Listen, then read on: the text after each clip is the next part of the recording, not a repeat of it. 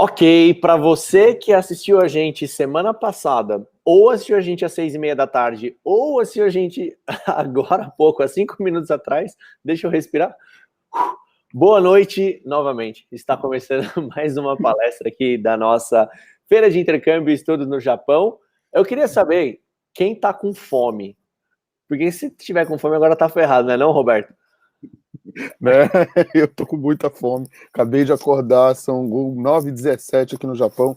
Só tomei o meu chazinho de todo dia, ainda não tomei café da manhã. Então vou falar de comida com a barriga vazia. Acho que é a melhor forma de falar de comida, porque a gente fala de coisas com vontade. É isso aí, galera. Então, muito boa noite aqui para Roberto Maxwell com a gente, jornalista, trabalha com turismo, fala muito bem de culinária, dá cursos de culinária, enfim. Eu quero que você se apresente para o pessoal da forma devida, por favor.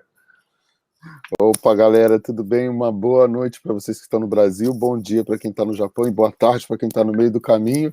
Eu sou Roberto Max, estou há 15 anos aqui no Japão. Eu vim como um bolsista do governo japonês, do MEXT, no programa de professores, Teachers Training. Depois fiz o mestrado aqui e hoje o meu trabalho é basicamente divulgação da cultura japonesa em vários setores. Né, seja na internet, através do meu trabalho como jornalista, e aqui presencialmente, quando a gente estava podendo viajar ainda, com os nossos clientes de turismo na Tabidi. Esse sou eu.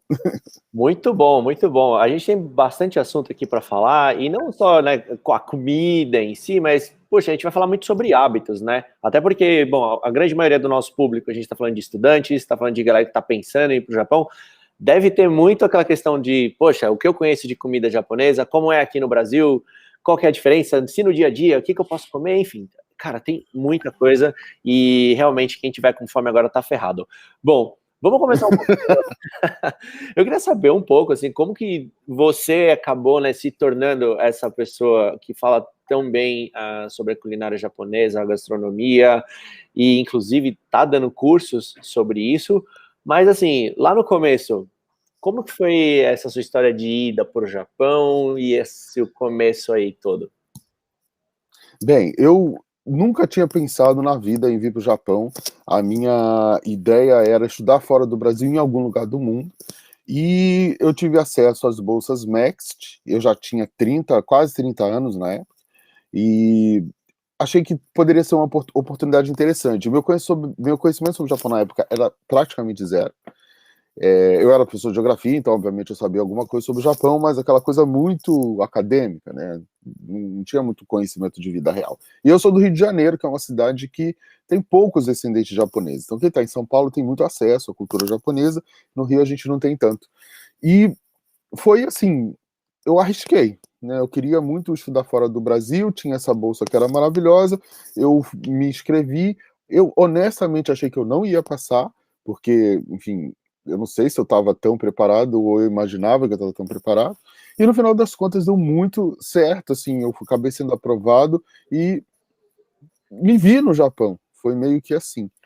Né, sem muito planejamento no sentido... E honestamente, eu nem recomendo isso, porque eu acho que as pessoas têm que se planejar para vir para o Japão, mas sem muito planejamento, na verdade. Eu só não vou dizer que eu caí de paraquedas porque eu passei por um concurso, mas... Sim, e o que você estudou? Se não, eu vim como...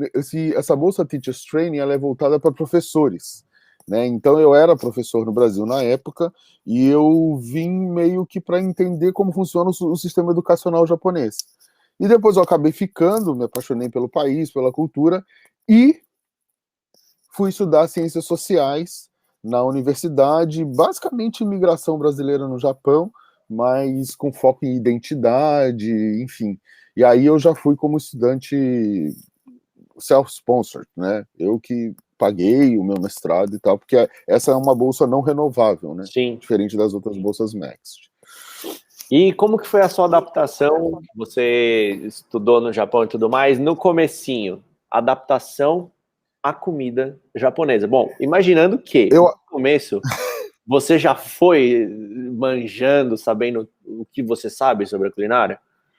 Não, nada, nada, nada, nada. Assim, ainda era uma época em que os restaurantes japoneses eram ou basicamente restaurantes para japoneses, ou eram restaurantes com uma comida muito adaptada ao paladar brasileiro, né? Então, essa onda que a gente vive hoje no Brasil de cozinheiros buscando restaurantes mais próximos do que se oferece no Japão, mas ao mesmo tempo para um público geral, é uma novidade. Não tinha isso na época, ainda mais no Rio de Janeiro.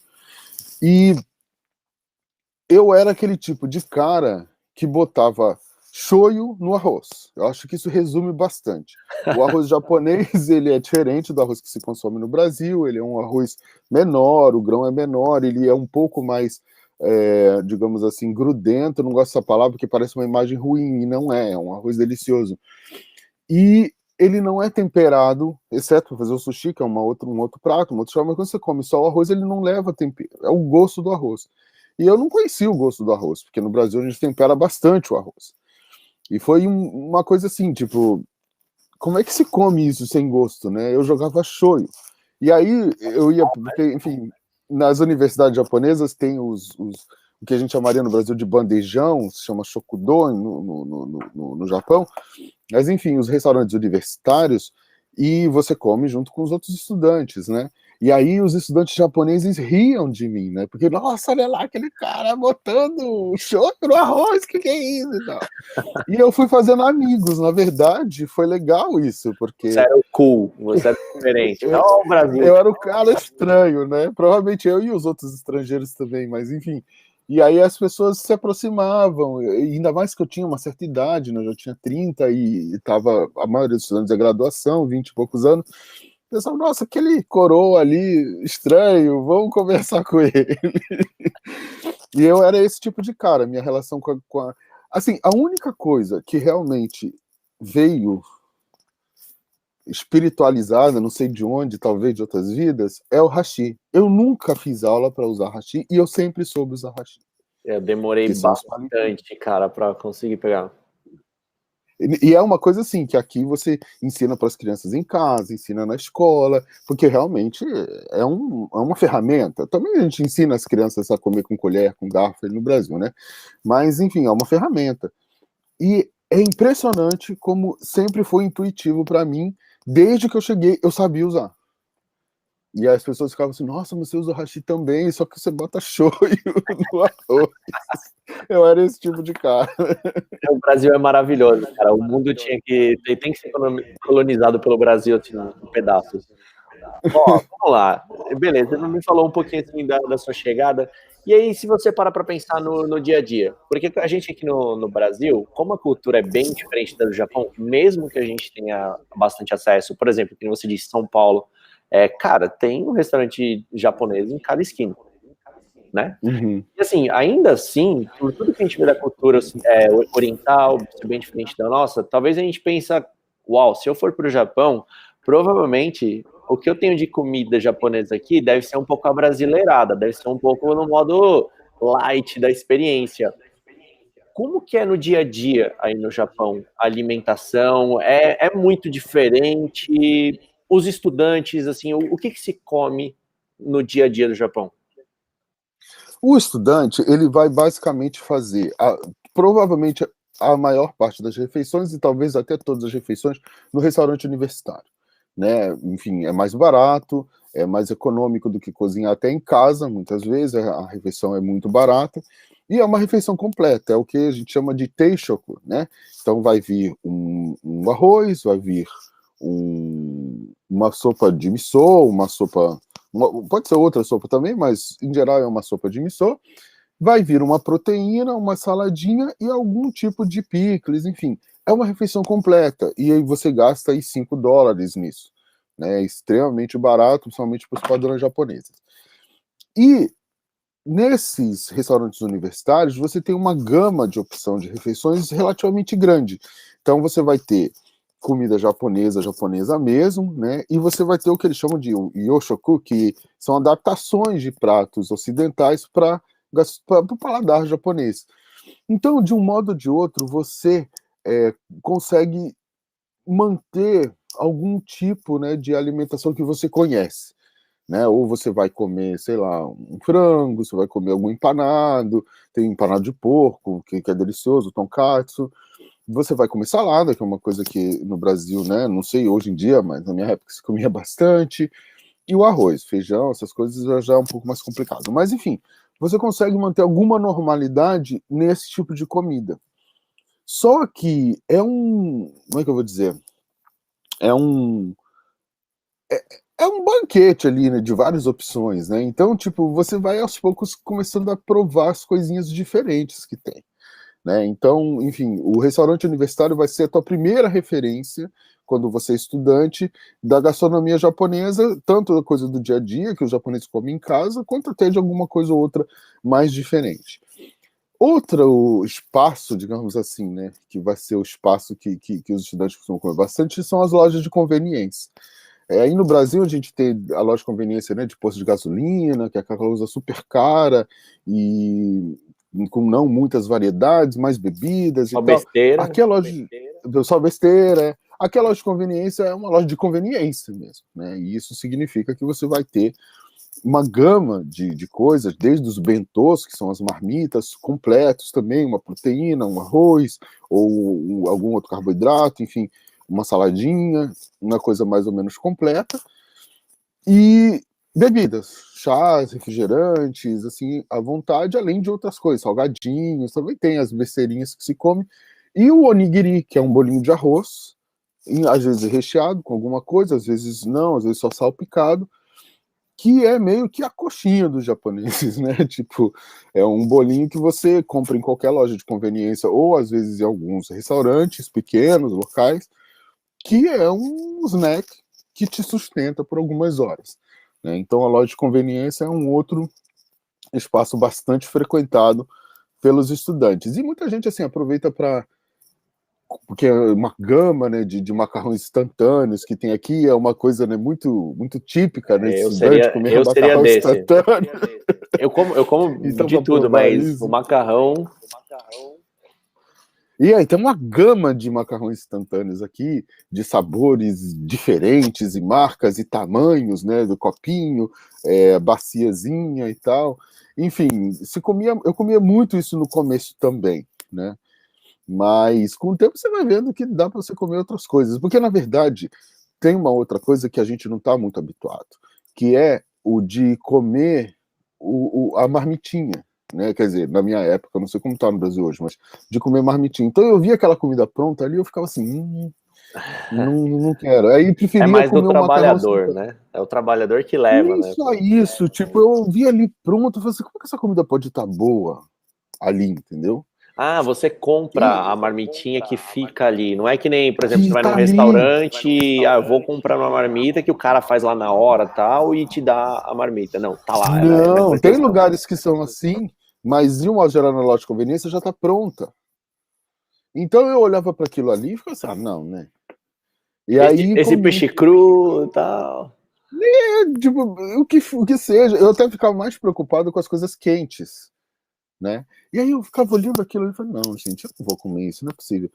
E aí eu preferia comprar os macarrões instantâneos, essas coisas e tal. Mas quando eu comecei a comer, e efetivamente era uma coisa gostosa, e não necessariamente uma coisa que ficava ali o dia todo, enfim, tinha entrega de manhã, tinha entrega na parte do jantar, então você tinha a entrega do almoço ou do jantar, as coisas eram relativamente frescas, né?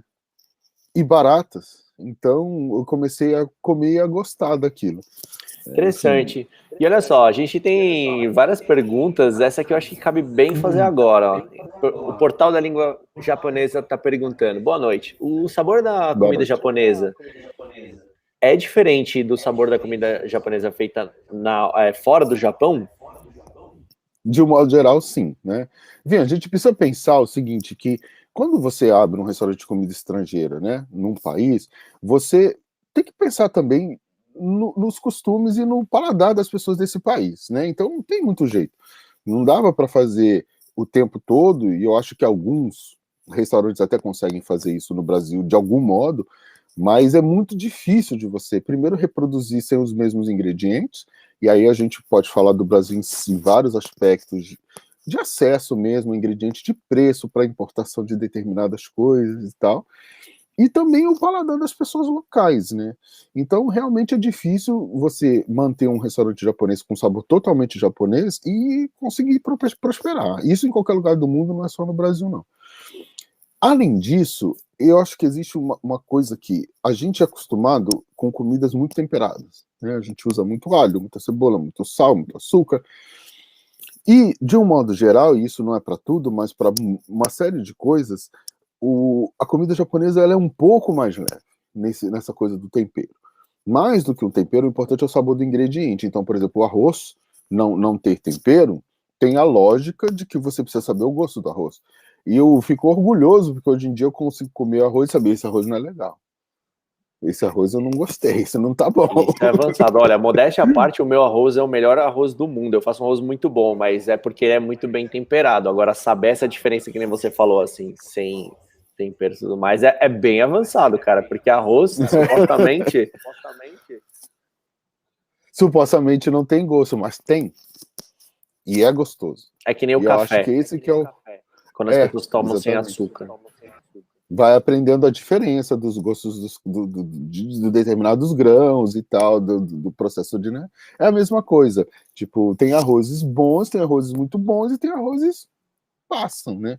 E isso você aprende com o tempo, essa diferenciação de sabor. Então é diferente, sim. E aí, como turista, trabalhando com turismo, com os turistas, que eu percebo isso mais, porque a pessoa está aqui por um período muito curto, né? E nesse curto período, o que ela vê ali, enfim, vai vir muito temperado literalmente com as referências que tem do Brasil. E aí eu vejo às vezes uma pessoa meio decepcionada, nossa, a do Brasil é mais gostosa, e eu fico assim meio apavorado, mas não tem jeito, é assim, não tem jeito. Ops, estava no mudo, desculpa. Vamos lá. Você falou de uma coisa interessante, né? Porque você consegue já, por exemplo, perceber a diferença entre o arroz e tudo mais. Eu fico imaginando como deve ser fazer mercado aí no dia a dia, para quem faz a própria comida, né? Duas coisas que, assim, me vem na cabeça na hora, assim, pelo menos, tudo bem que talvez seja até uma coisa mais turística aqui no Brasil, por exemplo. Eu vou no bairro da Liberdade, aqui em São Paulo, que, para quem não conhece, é um reduto asiático, né, de predominância japonesa e chinesa, onde você tem tudo, aquelas lojas absurdas, você quer comprar tudo de comida, aquelas embalagens lindas. Então, assim, muita variedade, eu vejo, muitas coisas peculiares. Essa é a minha dúvida, assim, como é que é fazer um mercado em relação a isso, as peculiaridades do que você quer comer ou não?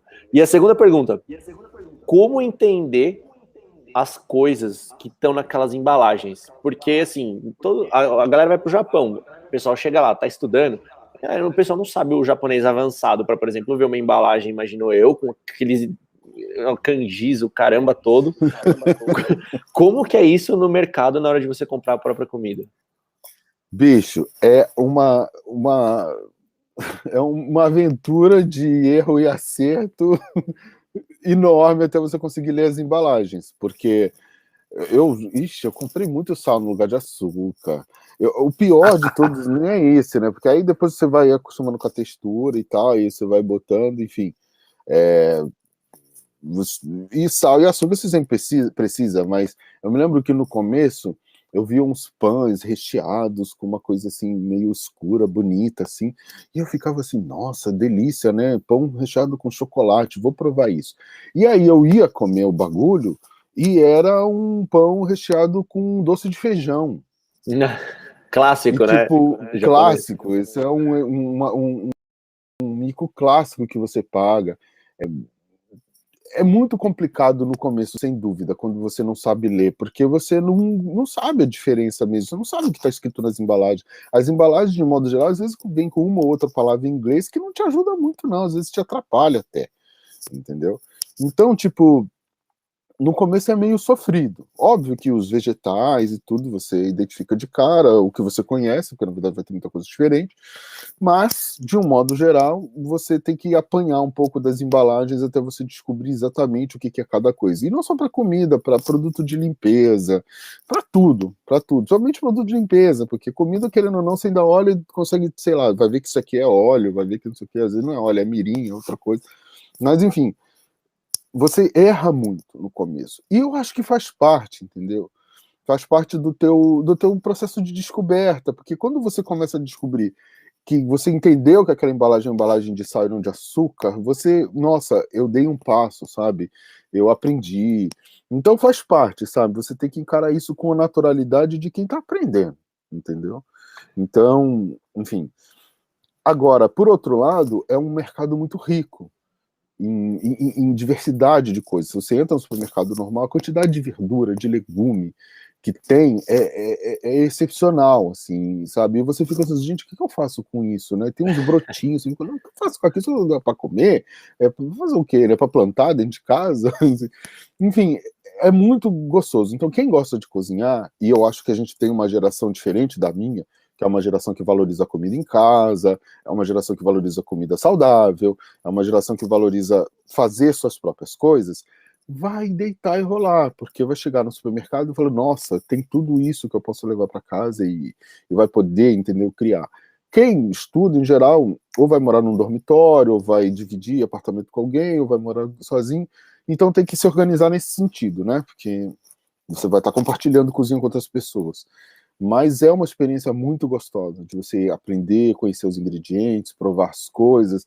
Para quem é curioso, para quem tem interesse nisso, o mercado japonês é uma festa. E hoje mesmo, já habituado, 15 anos depois, eu faço questão de visitar mercados quando eu viajo aqui dentro do Japão. Porque, sei lá, sempre tem um produto local que não tem em Tóquio, que Que não só tem tem em outro naquele lugar. lugar. Entendeu? Isso Olha só, é impagável. você falou uma coisa interessante, que quando você vai no mercado, você tem uma variedade muito grande, por exemplo, vegetais, legumes e tudo mais. Por exemplo, não, na verdade é uma pergunta bem importante.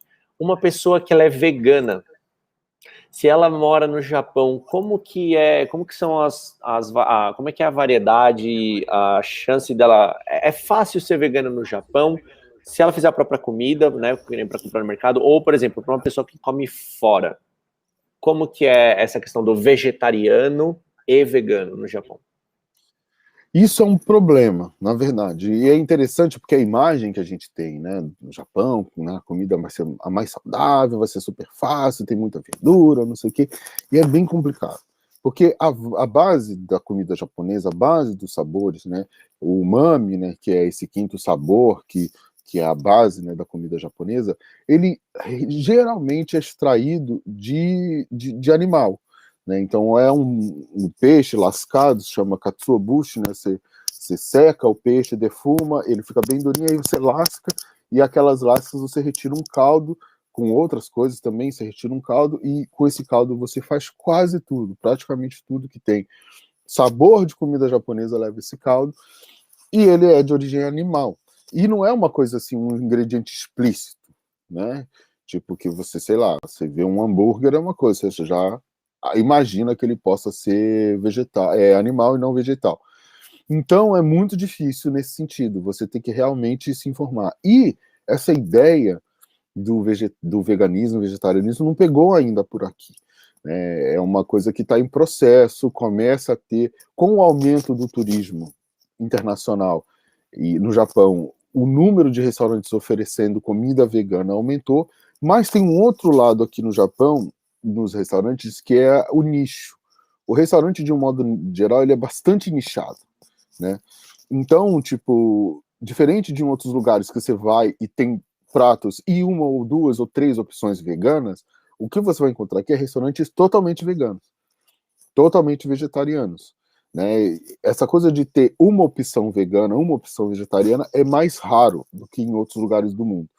E isso é um desafio para quem come aqui. A ideia é melhorar e eu acho que vai ter mais opções no futuro, como já tem aumentado ao longo do tempo. Uma tendência global, né? Mas quem é vegano vai se dar muito bem cozinhando em casa, porque aí a variedade de coisas que tem. Até alguma pessoa perguntou sobre frutas aqui no chat, enfim, não sei se você consegue localizar aí. Vou achar aqui enquanto isso. Mas uma pessoa perguntou sobre frutas, acho que é sobre preços. E, de fato, frutas e verduras são muito mais caras aqui no Japão do que no Brasil. Né? E isso é Aqui, ó. Isso, exatamente. Como é o preço? Oi, Bárbara. Oi, Bárbara, tudo bem? Como é o preço e a variedade de frutas no mercado? O preço é bem mais alto do que a gente costuma ter acesso no Brasil. E é interessante porque no Japão, no Brasil a gente compra banana em dúzias, né? Uma dúzia de banana. E no Japão a gente compra uma banana, duas, pacote com 3, pacote com 1, pacotezinho, não, um cachinho maior, tem mercado, se encontra, mas é mais raro. Às vezes você entra numa loja de conveniência e isso me irrita profundamente, você entra para comprar uma banana embalada num plástico. Você, caramba, a banana já tem uma embalagem, melhor embalagem que a da banana é impossível de achar, a banana tem uma embalagem perfeita e ainda está embalada num plástico, não entendi. Mas, enfim, é caro, né? É mais caro do que você comer uma besteira, né? Se você botar no papel aí, né? Uma banana sai por $1, né? Numa loja de conveniência. Então, é caro. Os vegetais variam, né? Tem coisa que é muito barata, tipo, sei lá, broto de feijão. Broto de feijão você compra um pacote com bastante quantidade por 30 centavos de dólar. Né? Cogumelos, né? Se não for cogumelo de alto luxo, né? Que tem cogumelos caríssimos aqui, mas um cogumelo normal do dia a dia, você compra um pacote que dá para fazer 2 refeições com ele por 50 centavos de dólar. Bem diferente daqui. Aqui já é o contrário. O cogumelo aqui é o contrário, que é mais caro. Mas você vai ter coisas que vai ser bem mais cara e isso assusta um pouco no começo, principalmente frutas. Frutas, em geral, a fruta produzida no Japão é a fruta de alto nível, então é a fruta pro mercado de alto nível, né? Tanto que a gente vira e mexe, tem matéria aí de frutas que são dadas de presente, joalheria de frutas e tal, que tem isso. São frutas lindas, né? E as frutas que são para o consumo do dia a dia vêm de fora. E, óbvio, por vir de fora, elas acabam encarecendo. Né?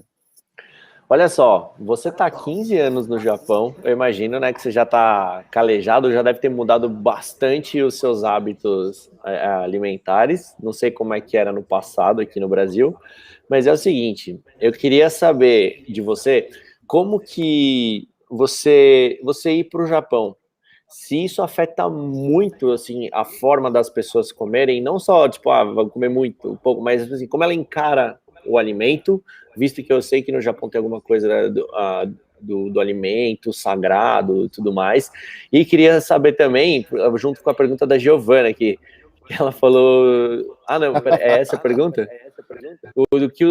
O que você achou dos doces japoneses quando você experimentou, e até porque tem uma outra pergunta também ligada a isso, perguntando se você anda comendo direitinho aí. Então, vamos para a pergunta das mudanças de hábito alimentar. A primeira coisa que aconteceu comigo foi abrir um leque de possibilidades de novos hábitos alimentares. E, assim, é interessante porque a ideia inicial que a gente tem no Japão, que a gente vai chegar, vai emagrecer, porque a comida é muito leve, é muito saudável, não sei o quê. Eu engordei 32 quilos no Japão. 32 quilos. Agora eu perdi 16 desses 32 e estou na batalha para perder os outros 16. Eu vi uma foto sua no seu Instagram de 15 anos atrás, lá no dia que você chegou no Japão. Posso compartilhar com a galera aqui? Pode, então eu acho que vale super a pena. Eu ganhei 32 quilos no Japão, então a comida é boa, realmente. Olha, essa aí foi logo do começo. Tudo bem que eu era um gatinho novinho, né? Mas, quer dizer, um coelhinho no caso, mas realmente eu engordei bastante aqui. E isso é uma coisa, né? E uma segunda coisa, isso porque eu comecei a comer de diversas coisas, tanto coisas muito maravilhosas e saudáveis, como coisas também um pouco menos, né, saudáveis, porque opção também não falta. Isso foi uma grande mudança. Hoje em dia, o que eu sinto para mim, em termos de alimentação, que mudou bastante da minha relação no Brasil, é de eu ter uma consciência maior do que eu como. E aí, tipo, isso vem um pouco da cultura japonesa, né? De você comer poucas coisas, né, diversas coisas diferentes, de você ter diversidade no prato de ingredientes. Então, por exemplo, isso aí é um tonkatsu que eu tô comendo, então bota de novo, então você vê, é um filé empanado, mas ó, atrás tem uma quantidade bem grande de repolho, aí isso aí é gengibre, que aí você faz um molhinho, e com esse molhinho você dá uma chuchada no porco. Então, no mesmo prato você tem uma carne de porco, que é empanada, que, ai, nossa, é gordura, é frito, e aí tem esse molho que também é um molho meio adocicado, mas você tem o repolho cru, que você tempera ele com um molho mais ácido, e aí do lado que não dá para ver, mas tem o arroz, tem a sopa de missô, então sempre tem uma coisa úmida na comida, então você também está sempre hidratando, e vai ter algum picles, que é uma coisa que a gente tem no Brasil, mas não come o tempo agridoce. todo, né? O Bernardo tá perguntando qual que é o Instagram. Tá no telopa aqui que ele acabou de tirar. Eu acho que também era uma... eu coloquei aqui, e inclusive eu acho que eles estavam pegando o Instagram deles mesmos, assim, Bernardo, qual é o seu Instagram? Tá rolando, inclusive, tipo, a galera tá se entendendo aqui nas conversas, tá engraçado. Isso aí, gente, troque contato sim, fiquem amigos, porque isso é muito importante também quando você vem para cá, né? Você fazer uma rede de pessoas que vão estar junto contigo, porque você vai chegar aqui e não conhece quase ninguém ou ninguém, né? E se você consegue fazer essa rede, você se sente menos só, você tem companhia para sair para comer, né? Você chama os amigos para cozinhar em casa. Isso é muito importante, muito, muito, muito importante. Aí a gente tá falando dos doces. Então, a primeira coisa que eu tive de surpresa, que é o tal do doce de feijão, né? Enfim, eu até tenho lá no Insta, já que você tá aí, acho que é a segunda postagem mais antiga. Eu postei sobre... Vou tentar achar aqui, peraí. Não, é a segunda postagem mais nova, desculpa. É fácil de achar, tá bem na bom. Não, é essa aí, ó, essa do bem. Isso é o doce japonês é chamado de wagashi, né? E ele é chamado de nerikiri. Ele é um doce bem suave, bem macio, né? Com uma textura bem gostosinha, e ele tá aí nesse formato de crisântemo porque é a flor da estação, né? Uma das flores da estação. Então tem isso também, de sempre seguir a estação. E isso aí é arroz e feijão. Basicamente. Não. Isso aí é arroz e feijão. E aí eu me tem lembro a aparência de um pêssego. E tem a aparência de um pêssego. Né? E também a textura um pouco, né, na boca. Mas eu lembro quando eu trabalhava com o Roberto Kovalik, que foi correspondente da Globo aqui no Japão, ele fez uma passagem mostrando doce japonês, falando exatamente isso, né? Tipo, esse aqui é o prato típico brasileiro no formato japonês, arroz com feijão. E isso foi difícil de entender, né? Tipo assim, doce de feijão? Não, peraí, né? E começo meio que rejeitava, né? Essa coisa e tal. Depois você come, lembra uma marmelada, o doce de feijão lembra uma coisa mais suave que uma goiabada, enfim, é delicioso, mas até você se desacostumar da ideia de que você está comendo um feijão doce, é complicado. E comigo aconteceu uma coisa trágica também logo no começo. Eu tinha acabado de chegar, tinha uns 2 meses no Japão, e eu sempre gostei muito de feijão. E comia bastante feijão no Brasil.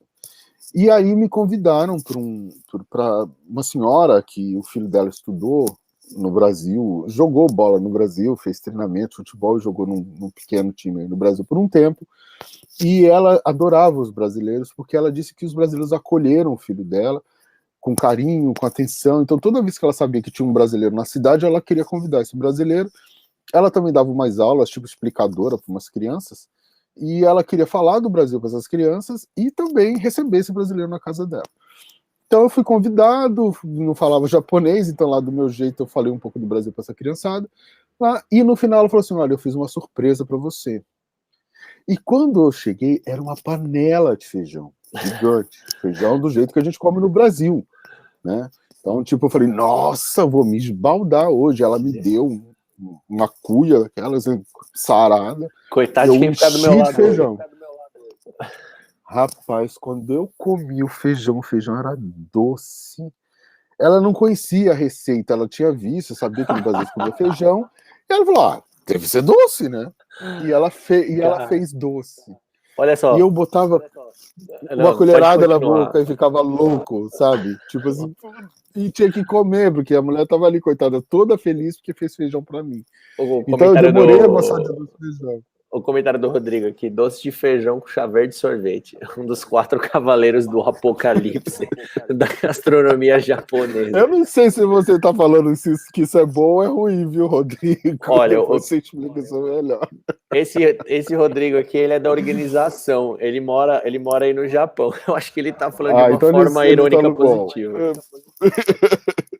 Mas enfim, sabe, tipo, é, foi um doce que eu aprendi a gostar com o tempo, passar desse trauma, eu acho delicioso. Até o Bernardo tá aqui falando, não gostei, não curti muito, não. Eu realmente, o pessoal que não, que marmelada que tem no Brasil, também tem gente que não gosta muito, né? Então, pode ser isso, né? Mas eu gosto bastante. E esse que eu botei aí, eu comi esses dias em viagem e fiquei assim, nossa, mano, isso eu tenho que postar, né?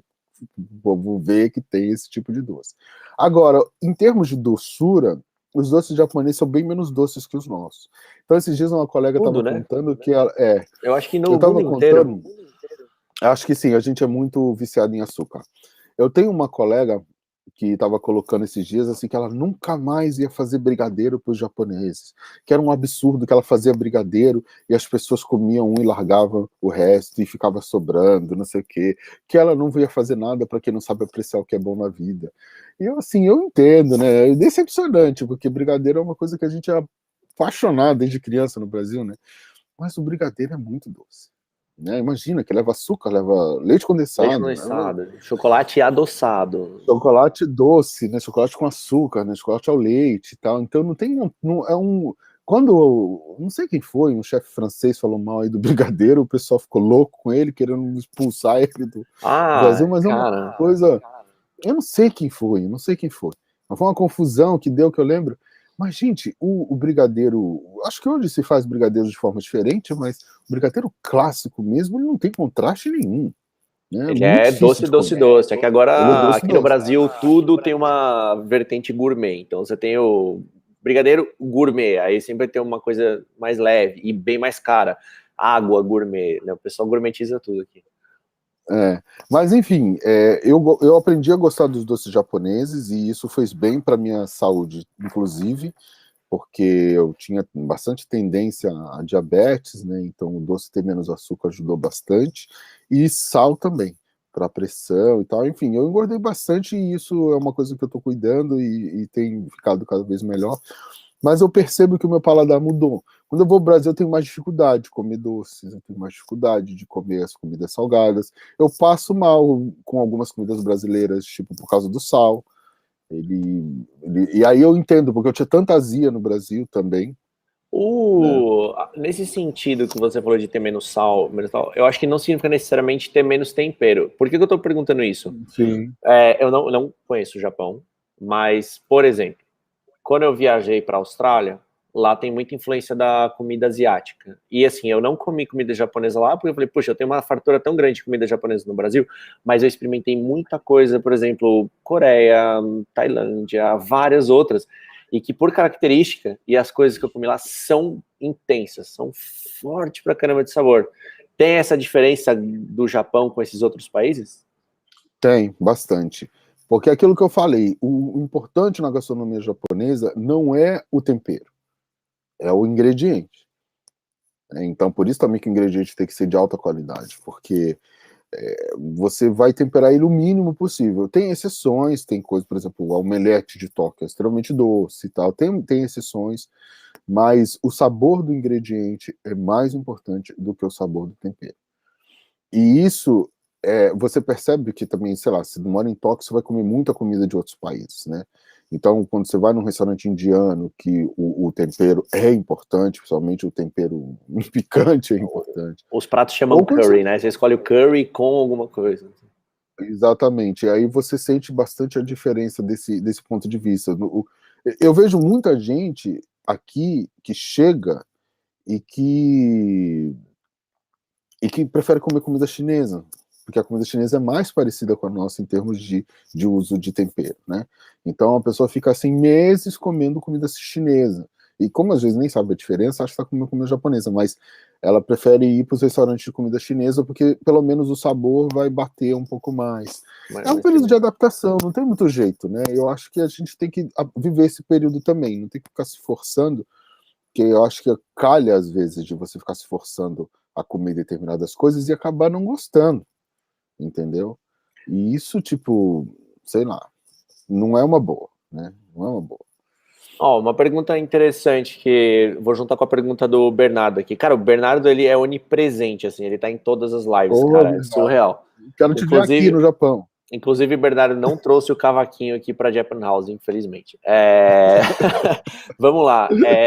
Queria fazer um pouco de comparação. Seguinte, a gente quando faz comida japonesa aqui no Brasil, eu não tenho muito costume, até porque na culinária japonesa, que tem aqui no Brasil, eu gosto muito do peixe cru. Então, necessariamente é peixe cru, bota um shoyu, que nem você falou, né? Põe shoyu e tudo. Amo peixe cru. Não sou muito de, por exemplo, fazer sushi. Mas as pessoas fazem, e as pessoas ficam super felizes. Puta, fiz sushi, aprendeu a enrolar. Minha mãe fazia muito isso em casa, faz de vez em quando.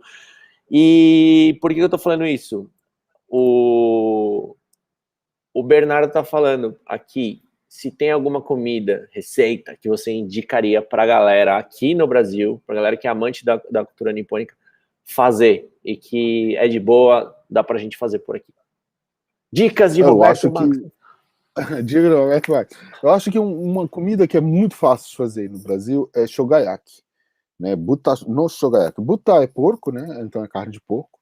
E shogayaki é um refogado, digamos assim. É uma palavra difícil, né, de traduzir, mas enfim, é um refogado que usa um caldo, um molho, enfim, feito com gengibre, né? Então é um prato bastante balanceado em termos de sabores, né? Que tem a gordura do porco, mas também vai ter essa acidez e um pouco dessa astringência, né, que o gengibre vai incluir. Você usa cebola também, então entra mais um pouco aí de acidez com a cebola e tal. E ele é muito fácil, porque ele é basicamente, em termos de ingredientes principais, a carne de porco. Aqui a gente faz a carne muito fininha, né? Tipo, a carne ela é cortada do jeito que a gente corta aí salame ou quando corta mussarela, né, em fatias.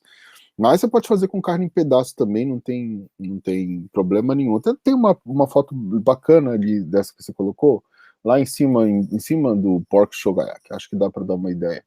Essa da direita aqui? Eu acho que é essa aí. Dá para dar uma ideia de como a carne ela é feita em fatias, né? Pô, tive que clicar em 70 links para entrar na foto e ainda veio chegar pequena. Na foto, né? Veio pequena ainda. Você então vai precisar disso, cebola. Eu praticamente eu dou uma eu ralo a cebola, né, para ela ficar bem raladinha. Tem gente que picota a cebola em pedaço. Eu ralo e picoto, eu boto as duas coisas, porque aí me lembra um pouco também do bife acebolado. E aí eu boto a cebola em pedaços junto. Pergunta. E aí pra... não, rapidinho. Enquanto você vai complementando, você ensina a fazer isso no seu curso?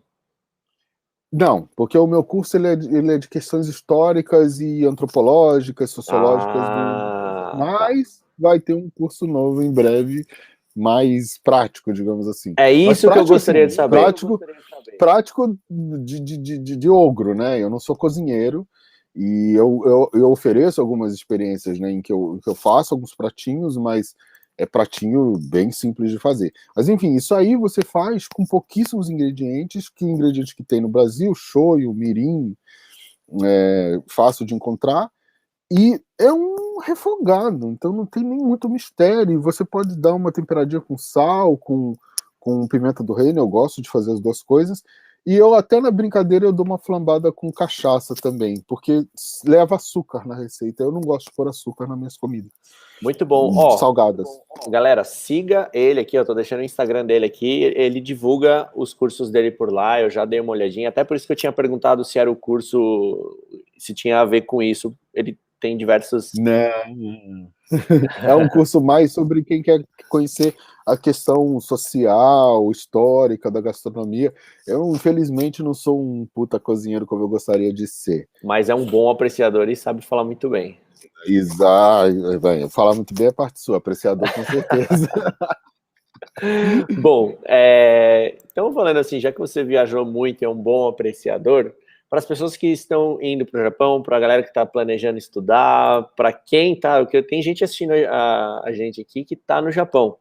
Eu queria saber de você quais são as experiências imperdíveis quando a pessoa estiver indo para o Japão, o que ela não pode deixar de fazer?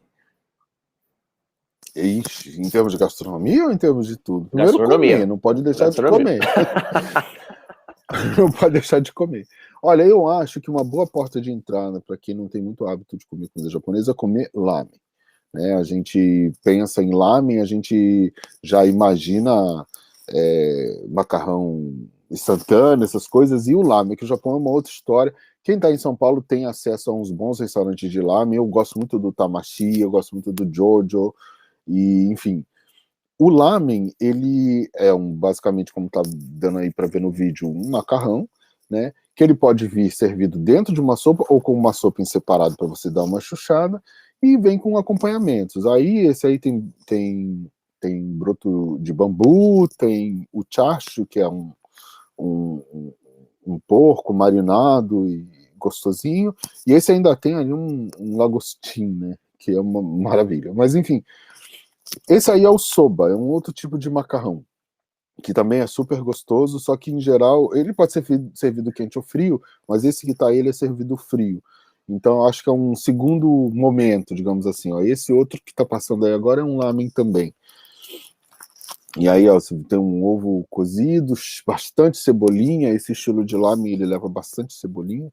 Mas enfim, é uma boa porta de entrada, porque também, além de tudo, é uma comida barata, né? Você come um bowl desse que vai te sustentar o dia inteiro, ele vai te custar $9, $8, e que eu acho que é bacana. Você entra, come, sai fora. Quem assiste muito anime, lê mangá, vê muita cena disso, né? Do cara indo comer um lamen, do personagem indo comer um lamen. Então eu acho que isso é uma experiência que não pode faltar se você está vindo para o Japão, ou se você vai estudar e vai estar aqui por um tempo. Isso é uma coisa. Uma outra coisa que eu recomendo, que já é para um outro lado, né, em termos de refinamento, é participar, por exemplo, de uma cerimônia do chá. Né? O chá não é uma coisa que a gente toma tanto no Brasil, né? A gente toma mais café. E o chá verde, e aqui é sem açúcar, né? Então isso é um caminho, né, que você vai aprender.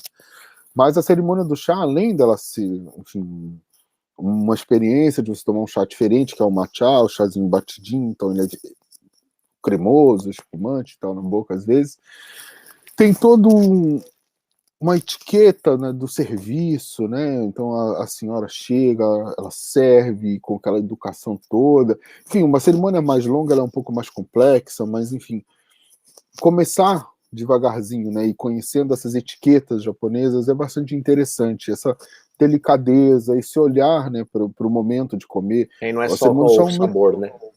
Exatamente. A cerimônia do chá é um momento que você para, né? Você não vai ficar com o celular. Claro, você como turista tira uma foto ou outra, mas o celular você acaba deixando porque a pessoa está ali servindo, não tem nem condições de ficar com o celular na cara da pessoa ali, né? Enfim, e aí você vai degustar aquele chá, vai comer aquele doce aos poucos e tal. Então, eu acho que a cerimônia do chá, pelo menos esse pequeno serviço de chá, a cerimônia é um pouco mais comprida que isso, ele vai começar a te despertar a atenção para o teu momento de comer, sabe? E eu acho que isso talvez seja uma outra grande lição que eu aprendi com relação à comida aqui, né? Porque o lamen é o oposto, né? Você e rala peito, né?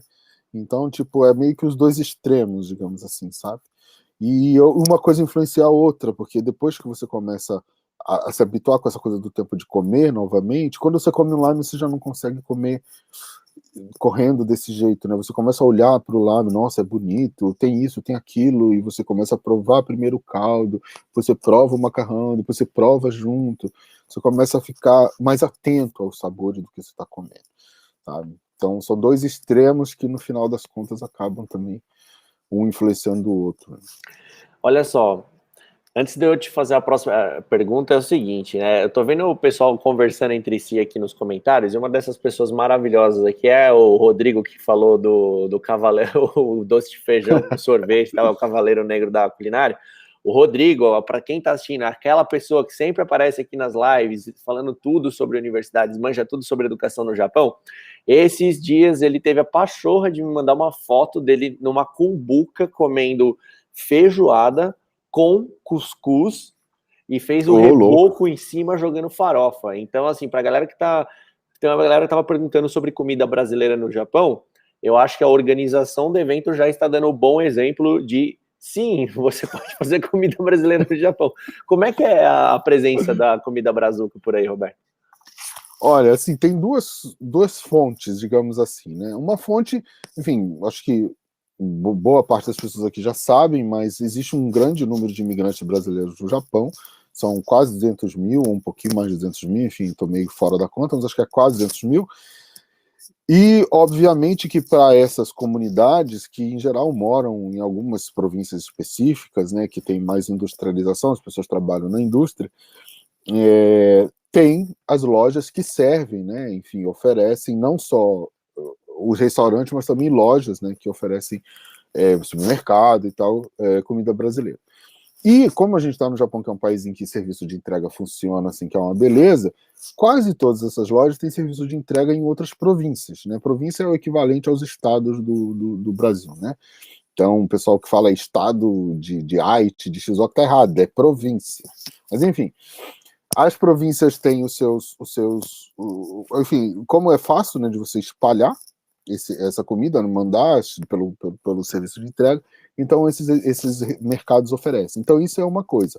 Óbvio que você tem que ter em mente que é uma comida importada, então o feijão não vai ser o preço do feijão do Brasil, é muito mais caro.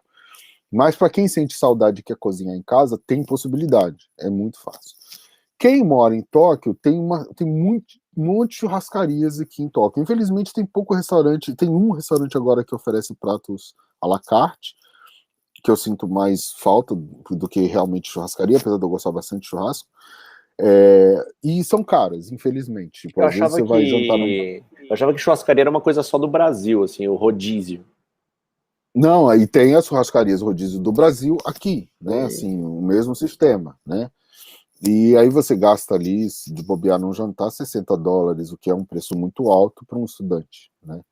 Então, tipo, é meio complicado comer com frequência nesses lugares. O pessoal vai indo, né, enfim, uma vez por mês, ou junto os amigos, chama os estrangeiros que conhecem, japonês, pessoal da faculdade, para ir uma vez na vida comer num rodízio, que é interessante também, mas dá para você fazer em casa. Agora, quem mora perto de comunidades brasileiras tem chance de comer em restaurantes mais baratos. E aí, restaurante com PF, com uma coisa assim, que também é uma saída, né, e tal. Mas eu acho interessante também a pessoa comer só na saudade, sabe? Não comer todo dia só comida brasileira, viu? Porque tem gente que faz. Tem gente que come todo dia comida brasileira. Invertendo um pouco assim, ó, pra galera que tá no Brasil e quer comer, quer fazer coisas, experimentar um pouco mais da culinária japonesa, o Bernardo tá perguntando aqui se você tem alguma dica de algum site, alguma coisa que as pessoas possam entrar para ver essas receitas mais autênticas, assim, de culinária japonesa. Rapaz, olha, você me pegou, viu? Porque eu não pesquiso muito isso em sites brasileiros, né?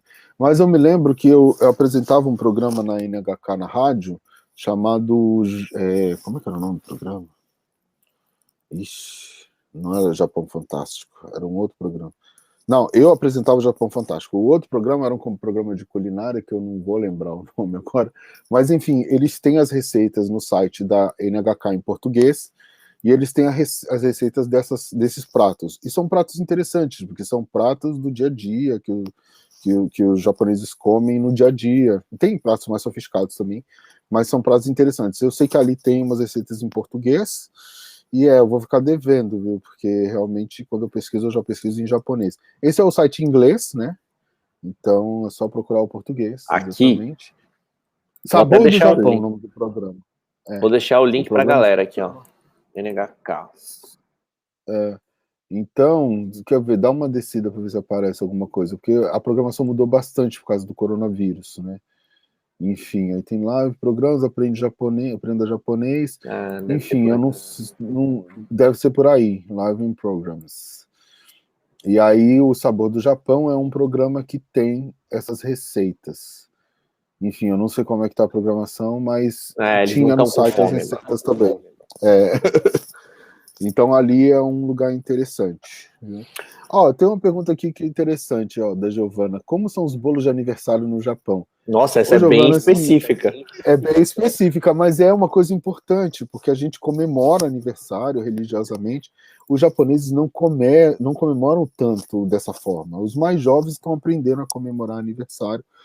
E eu me lembro, no passado, de fazer uma festa de aniversário para um colega da faculdade, e ele chorar assim, eu nunca tive uma festa de aniversário, foi a primeira vez, tipo na faculdade, com 20 anos de idade. Mas, enfim, os bolos que se vende aqui, em geral, eles têm uma massa diferente, né, uma massa mais macia, mais esponjosa. Você consegue comprar bolo um tamanhozinho pequenininho, né, humilde, e escrever um happy birthday em cima, alguma coisa assim, o nome da pessoa, em lojas em patisseries, enfim, lojas de doces franceses e tal, você consegue comprar. E tem, como os mercados, também tem as brasileiras doceiras aqui, que fazem bolos por encomenda. Então e bota açúcar até. Provavelmente, é receita brasileira. Então, para quem quiser comemorar aniversário brasileira, por exemplo, tem uma que eu sigo, que é a Aline Cakes. O Insta dela é a Aline Cakes também. Ela é um sucesso. Ela vende doces, bolos para o Japão inteiro. Olha só. Como o Rodrigo, que eu acabei de expor que ele come feijoada com cuscuz, eu podia ter inventado tanta coisa dele, eu podia estar zoando muito ele pra galera tirar sarro com ele amanhã, mas ele deixou um link aqui, ó, ele mandou pra mim no WhatsApp, que um bolo muito popular que tem no Japão, que é um bolo de sorvete, ó, bolo de sorvete, eu vou mandar pra galera aqui nos comentários. Enfim, bolo sejam felizes. Será que eu já... e abre aí, fiquei curioso, mano. Então peraí, deixa eu...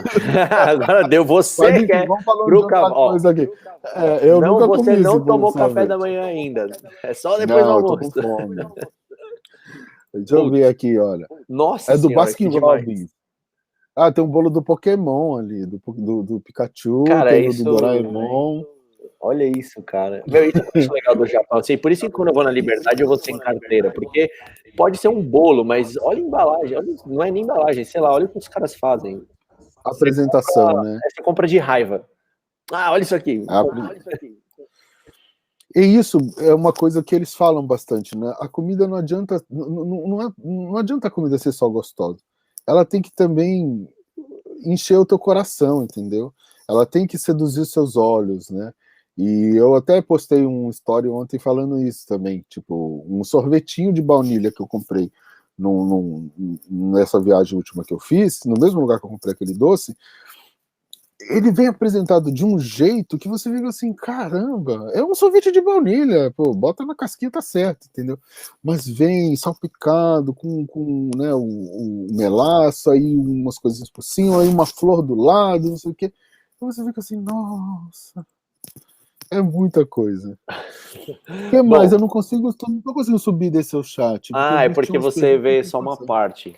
Eu consigo ver toda aqui. Mas eu tenho uma... Assim, como a gente já bateu uma horinha aqui, eu sei que daqui a pouco você tem afazeres, afinal, né, você precisa ganhar dinheiro para poder comer mais. É o seguinte... Ó, pergunta da Lira, que tá direto com a gente, ela também reposta várias coisas que a gente coloca aqui no Instagram. Era uma das perguntas que eu ia deixar para o finalzão mesmo, e já que ela mandou, já vou puxar aqui. Lá, hein? Ela falou assim, uma ótima noite a todos. Muito boa noite a você, Lira.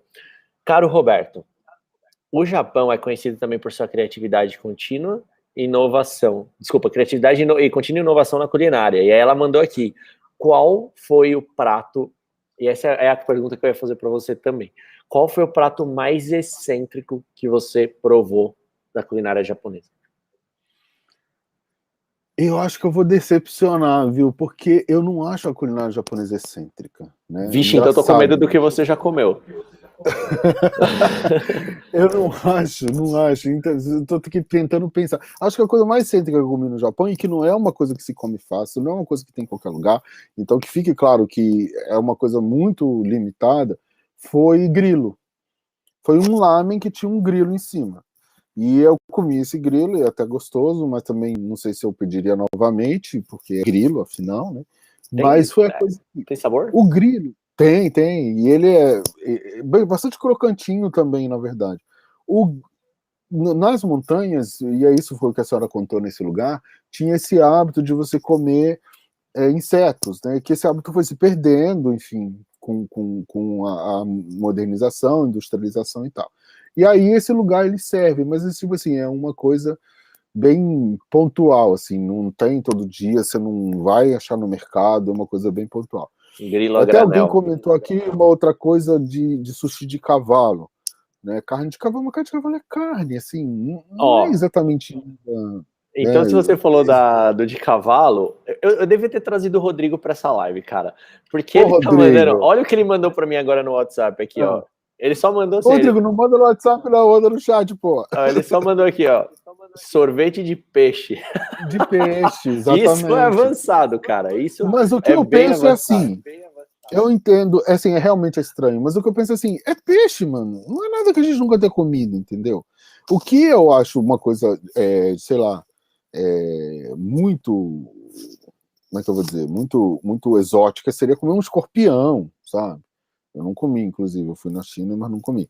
Então, assim, é peixe, é diferente, tá ali numa situação que não deveria estar. Então, vamos falar também do sanduíche de macarrão, que eu acho que o Rodrigo deve ser fã do sanduíche Isso de parece aquelas macarrão. misturas doidas que tem aqui, que a galera às vezes fala assim, Sanduíche ou de endeusa yakisoba. macarrão com feijão aqui no Brasil. Tem essa pizza com É, ketchup, tem várias, e aí a gente chega em umas coisas até mais complexas, do tipo, coisas sushi que com tem cream cheese. sushi com cream cheese, é o clássico aqui. Eu não como com cream cheese, tá? Não venham me recriminar.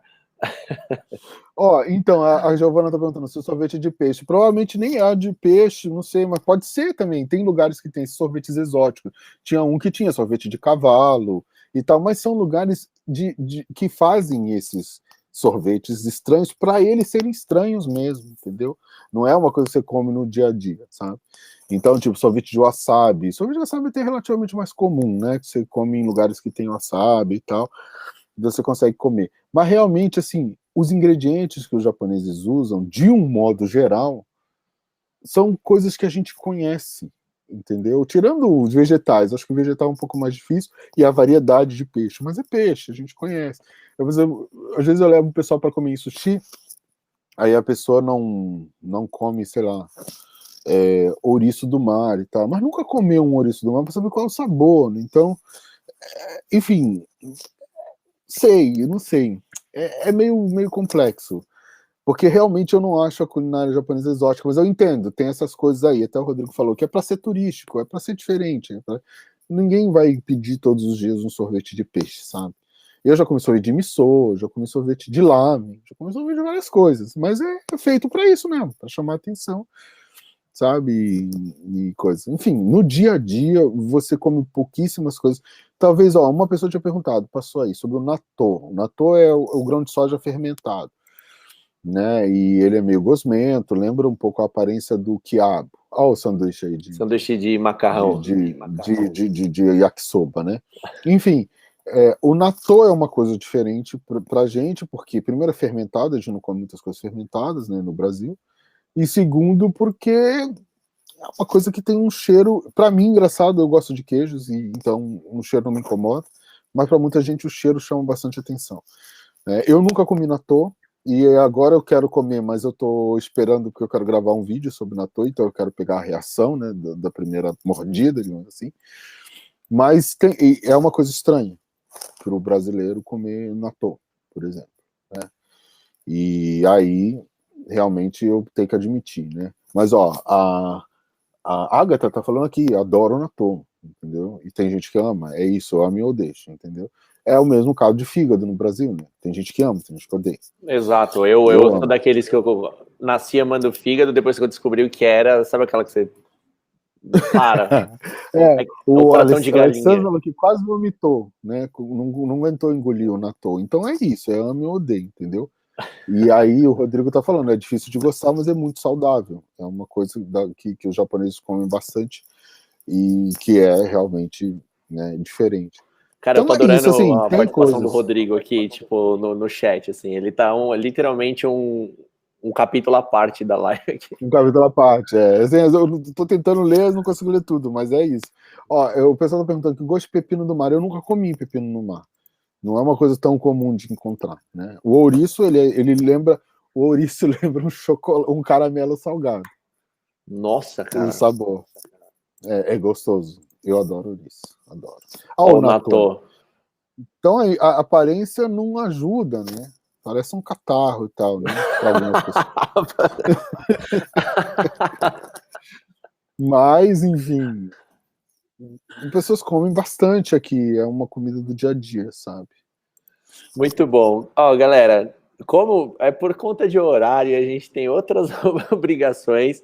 A gente vai começar a encerrar essa live aqui. Cara, Roberto, foi muito mais legal do que eu imaginava. Vou ser sincero com você. Eu Olha, gostei, foi interativo, temos fotos, imagens em primeira mão aqui também. Queria agradecer demais para você dar um pouco do seu tempo para falar um pouco da culinária japonesa que imagina. você tanto sabe falar muito bem, sim, que você falou que não.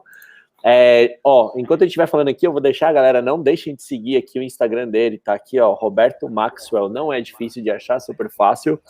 E, Roberto, eu queria que você, para a gente finalizar aqui com uma última mensagem para a galera, o que você mais deixa, assim, o que você queria deixar de mensagem, o legado que o Japão tem deixado para você na sua experiência nesses 15 anos aí, seja da educação, da cultura, aprendizado na sua vida.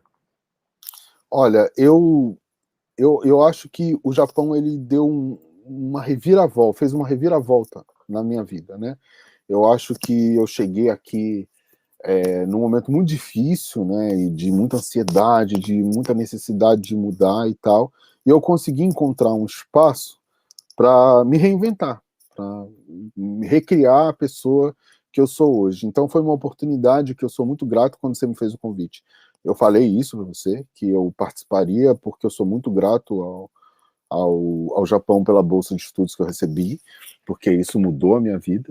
E eu aprendi muita coisa. E eu acho assim, claro, cada pessoa tem uma personalidade, o Japão é um país muito diferente do Brasil, e nem todo mundo sente a mesma coisa, muita gente sente bastante dificuldade, inclusive, de viver no Japão, e eu posso dizer que eu me habituei muito rápido, me adaptei muito rápido em comparação com os meus colegas.